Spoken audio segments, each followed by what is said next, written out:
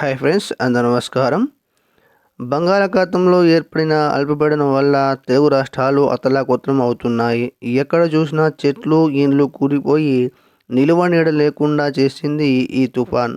దాదాపు 10 సంవత్సరాల క్రితం ఇలాంటి వర్షాలు పడ్డాయని చెబుతున్నారు నిపుణులు. ఈ తుఫాను కొద్దిగా తగ్గుముఖం పట్టనుండగా మరో భారీ తుఫాన్ వస్తున్నట్లు వాతావరణ శాఖ రెడ్ అలర్ట్ అయితే జారీ చేసింది.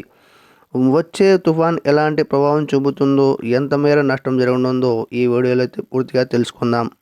ఈ వీడియో మీకు నచ్చినట్లయితే వెంటనే చిన్న లైక్ ఇవ్వండి. ఇలాంటి మరింత సమాచారం కోసం మన ఛానల్ని ఫాలో అవుతూ సబ్స్క్రైబ్ చేసుకోండి.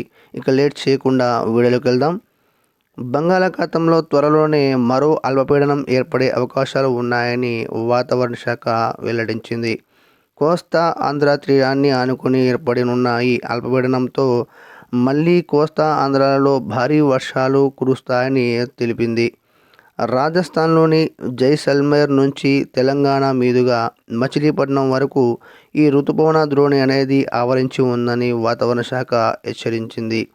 దీని ప్రభావంతో కోస్తా ఆంధ్ర ప్రాంతాల్లో భారీగా వర్షాలు పడుతున్నట్లు ఏర్పరిచింది.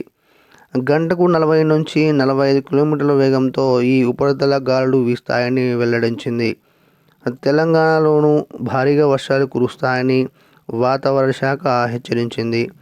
రేపు 11 జిల్లాల్లో భారీ వర్షాలు పడతాయని చెప్పడంతో గంటకు 30 నుంచి 40 కిలోమీటర్ల వరకు ఈదురుగాలు వచ్చే అవకాశం ఉందని, అత్యవసరం అయితేనే బయటకు రావాలని, లేకుంటే రావద్దని వాతావరణ శాఖ అధికారులు సూచించడం జరిగింది.